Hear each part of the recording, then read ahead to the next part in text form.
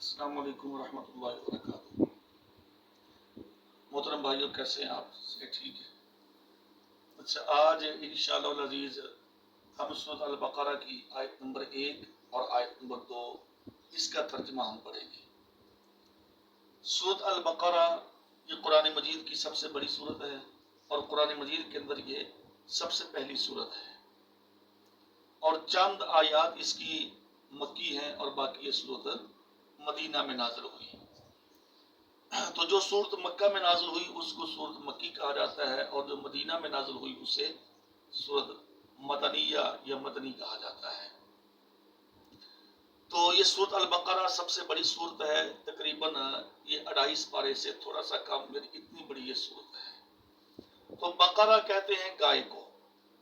اس میں اللہ تبارک و تعالیٰ نے بنی اسرائیل کا ایک واقعہ بیان کرتے ہوئے بیان کیا ہے۔ اللہ تعالیٰ نے ارشاد فرمایا ہے کہ بنی اسرائیل کا ایک آدمی تھا، اس نے اپنے کسی عزیز کو، جو کہ بعض کہتے ہیں کہ اس کا چچا تھا، اس کو قتل کر دیا۔ تو اب اس قتل کو حل کرنے کے لیے اللہ تبارک و تعالیٰ نے پھر نبی موسیٰ علیہ السلام کو گائے ذبح کرنے کا حکم دیا کہ وہ ان لوگوں کو کہیں کہ گائے ذبح کریں، اور گائے ذبح کرنے کے ساتھ اس کا کوئی گوشت کا ٹکڑا اس میت کے ساتھ لگائیں تو وہ مقتول بول کر بتائے گا کہ میرا قاتل کون ہے۔ تو ایک تو یہ ہے، اور دوسرا یہ ہے کہ اس کے اندر بنی اسرائیل کا یہ بھی ذکر ہے کہ بنی اسرائیل نے گائے کا ایک بچڑا بنا کر سونے کا اس کی پوجا شروع کر دی تھی۔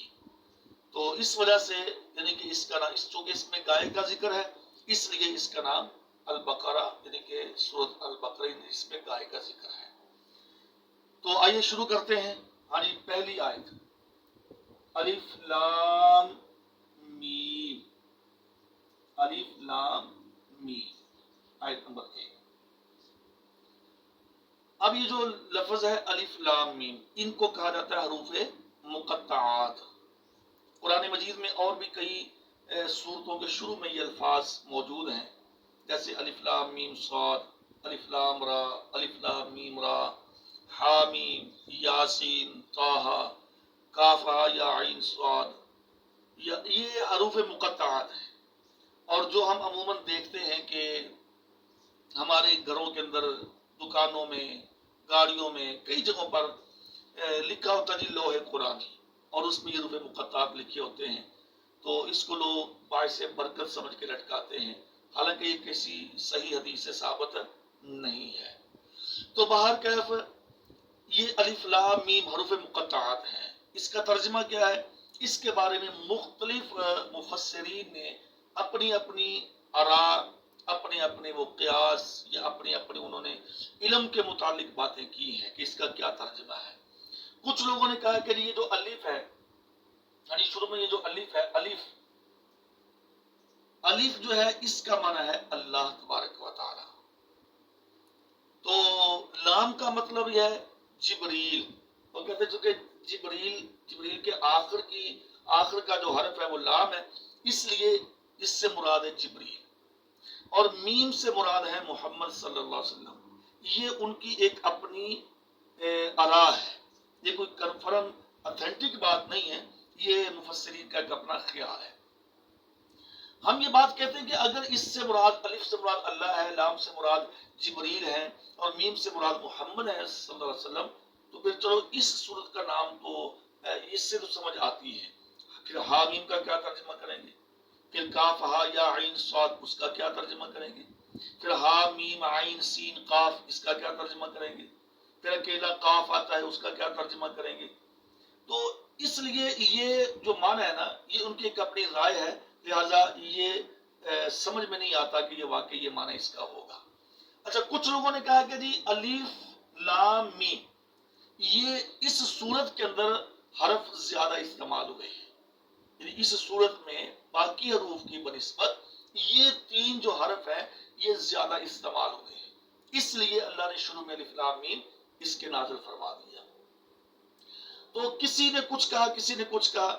اچھا، کچھ کا یہ خیال ہے مفسرین کا کہ چونکہ عرب کے جو لوگ تھے وہ بڑے شاعر قسم کے، بڑے فصیح اللسان، اور انہیں اپنی زبان پہ بڑا گھمنڈ تھا، اور وہ شاعرانہ طائرانہ کلام کے بڑے وہ ماہر تھے، اور وہ اس قرآن مجید کو سمجھتے تھے کہ یہ ایک شاعرانہ کلام ہے، جیسا کہ قرآن مجید میں بھی اللہ نے اس کا ذکر کیا ہے کہ وہ مشرکین مکہ کہتے تھے کہ یہ جو قرآن مجید ہے یہ شاعرانہ کلام ہے۔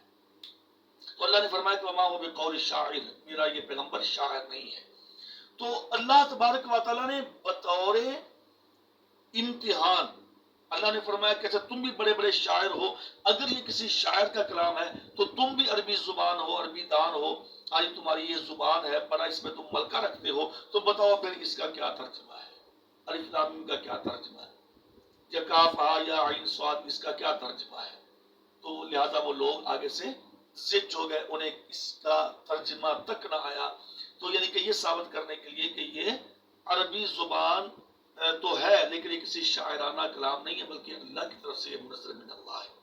باہر کیف یہ اپنی اپنی قیاس آرائیاں ہیں، لیکن ہم تو یہی بات کہیں گے کہ جب نبی صلی اللہ علیہ وسلم سے اس کا ترجمہ پوچھا گیا تو پیارے پیغمبر صلی اللہ علیہ وسلم نے فرمایا کہ اللہ اعلم بمرادہ، یہ جتنے بھی حروف مقطعات ہیں اس کا ترجمہ اللہ ہی بہتر جانتا ہے، اس سے کیا مراد ہے، اس کا کیا ترجمہ ہے۔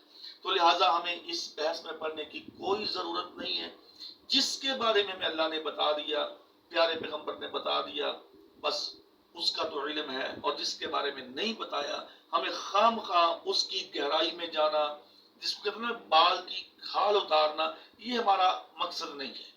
اور نہ اللہ نے ہم سے یہ پوچھنا ہے کہ بھی تمہیں اس کا ترجمہ کیوں نہیں آیا۔ تو باہر کیف الف لام میم یہ 3 حرف ہیں، اور پیارے پیغمبر صلی اللہ علیہ وسلم نے فرمایا کہ جو الف لام میم جو ہے نا، یہ میں نہیں کہتا کہ یہ ایک حرف ہے، کیونکہ آپ نے فرمایا کہ جو قرآن مجید کا ایک حرف پڑھے گا اس کو ایک حرف کے بدلے میں 10 نیکیاں ملیں گی۔ تو پھر آپ نے فرمایا الف الگ حرف ہے، لام الگ حرف ہے، اور میم الگ حرف ہے۔ تو اس لیے الف لام میم یہ 3 حرف ہے، الف لام میم پڑھنے سے 30 نیکیاں انسان کے نام اعمال میں لکھی جاتی ہیں۔ یہ ہے جی آیت نمبر 1۔ اب آگے چلتے ہیں جی آیت نمبر 2۔ الف لام میم ذالک، یہ لفظ ہے ذالک۔ ذالک کا معنی ہوتا ہے جی یہ، اس کا معنی ہوگا یہ اس میں اشارہ ہے، اور آگے ہم ساتھ لکھ دیتے ہیں یہ، یعنی کہ اس میں اشارہ ہے۔ اس کو یہ تھوڑا سا ساتھ ساتھ آپ گرامر کے حوالے سے بھی سمجھ لیتے ہیں تاکہ بات آسانی ہو جائے گی۔ ترجمہ اس کا بنے گا یہ، اور یہ اس میں اشارہ ہے، اور یہ اس میں اشارہ یعنی کہ کس کی طرف اشارہ ہو رہا ہے؟ ذالک یہ۔ اچھا کیا؟ الکتاب، ذالک الکتاب، یہ تو ہم عام سمجھتے ہیں، اس کو ہم کہیں گے اسم۔ اچھا ذالک یہ اس میں اشارہ ہے گرامر کے لحاظ سے۔ اچھا اس کے بعد الکتاب، کتاب اس کا یہ ہے اسم، یعنی کہ لفظ ہے کتاب۔ تو یہ کتاب ترجمہ اس کا بنے گا یہ کتاب، کون سی کتاب؟ جو ہمارے ہاتھ میں ہے، یعنی قرآن مجید، جو ہم پڑھنا چاہتے ہیں، پڑھ رہے ہیں، پڑھنے لگے ہیں، یہ کتاب۔ ذالک الکتاب یہ کتاب، لا کا معنی ہوتا ہے نہیں، لا کا معنی نہیں، الریب شک، فی میں، آگے لفظ ہے ہی، اس، یہ اصل میں نا اس طریقے سے فی ہی ہے، لیکن اب اکٹھا لکھتے ہیں تو پھر وہ اس طریقے سے فی ہی بن جاتا ہے، اس طریقے سے جب اکٹھا لکھتے ہیں۔ تو اب یہ ذالک الکتاب یہ کتاب نہیں شک، فی ہی اس میں، یعنی اللہ رب العالمین نے شروع میں اس کتاب کا جو تعارف کروایا ہے وہ یہ ہے کہ یہ جو کتاب قرآن مجید میں، اس میں کوئی کسی قسم کا شک نہیں، یعنی کہ جو آدمی اس کو پڑھے وہ مکمل اطمینان، اعتماد اور بھروسے کے ساتھ اس کو پڑھے۔ اس کے اندر اگر وہ شک نہ کرے، چونکہ اگر اس میں شک کرے گا تو گویا کہ وہ شخص اللہ تبارک و تعالیٰ کی بات پہ شک کر رہا ہے، چونکہ یہ اللہ کا کلام ہے، اللہ کی بات ہے، تو اللہ تبارک و تعالیٰ کی کلام پہ، اللہ کی بات پہ شک نہیں کیا جا سکتا۔ تو اس لیے اللہ نے شروع میں یہ بات بتا دی کہ یہ کتاب نہیں شک فی ہی اس میں، یہ کتاب نہیں شک اس میں۔ ہدن، آگے کیا ہے؟ ہدن،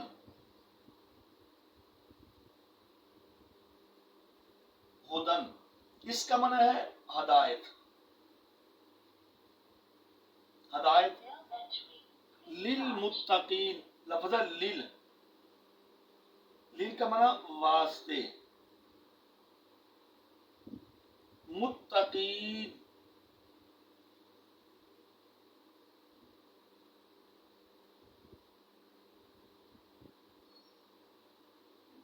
متقی پرہیزگار۔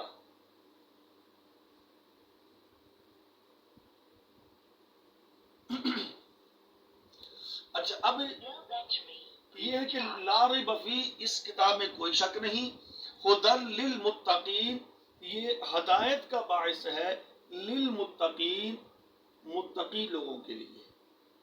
اب متقی کس کو کہا جاتا ہے؟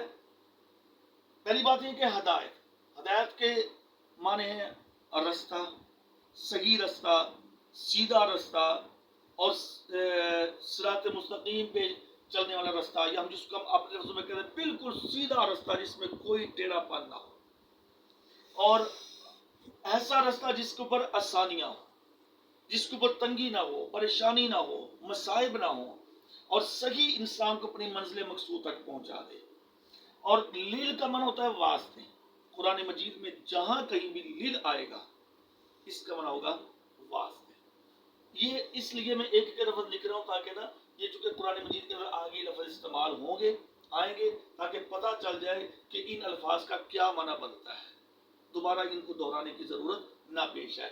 جیسے ذالکا جدھر بھی آئے گا اس کا معنی یہ ہوگا، الکتاب جہاں بھی آئے گا اس کا معنی کتاب ہوگا، لا جدھر بھی آئے گا اس کا معنی نہیں ہوگا، ریب جدھر بھی آئے گا اس کا معنی شک ہوگا، فی جہاں بھی آئے گا اس کا معنی میں، ہی اگر اس کے ساتھ آتا ہے اس کا معنی اس، یعنی اس میں، ہدن جہاں بھی آئے گا ہدن یا ہدایا، اس کا مطلب یہ ہوگا ہدایت، رستہ، لیل جہاں بھی آئے گا اس کا مطلب ہے واسطے، متقین پرہیزگار، پرہیز کا مطلب سمجھتے ہیں ایک چیز سے بچنا، اجتناب کرنا، پرہیز کرنا۔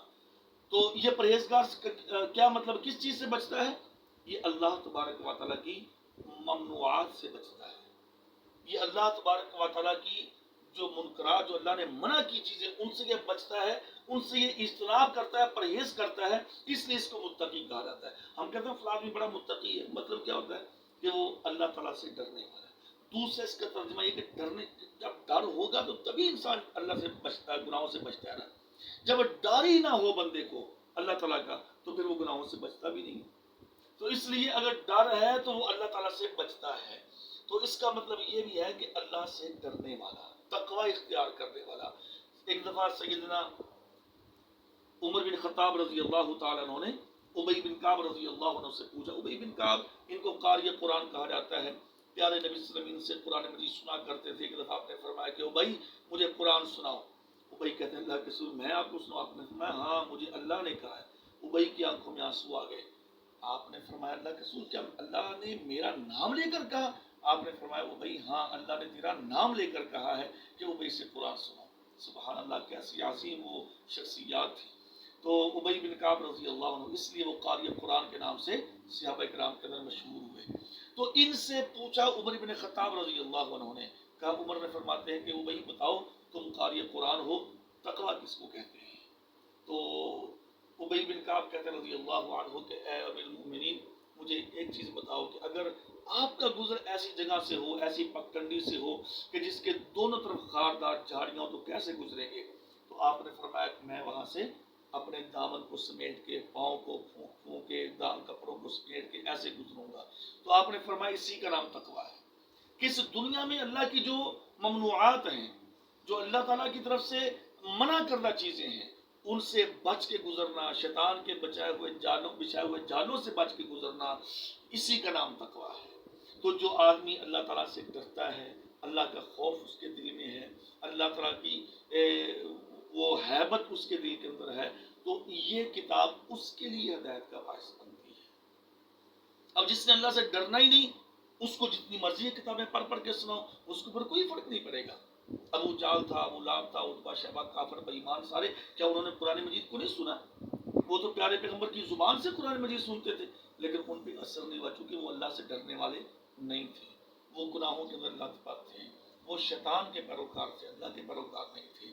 لیکن جنہوں نے قرآن مجید کا ایک حرف سنا، ایک آیت سنی، اور ان کے دل اللہ تعالیٰ سے ڈرنے والے تھے، تو وہ فوراً توبہ طائب ہوئے اور وہ مسلمان ہوئے۔ تو اس لیے یہ قرآن مجید ہدایت کا باعث ہے، لیکن کن کے لیے؟ متقی لوگوں کے لیے، یعنی ان کی یہ رہنمائی کرے گا۔ تو آج کی یہ ہماری 2 آیتیں مکمل ہوئی، یعنی سورۃ البقرہ کی۔ الف لام میم ترجمہ اس کا اللہ ہی بہتر جانتا ہے۔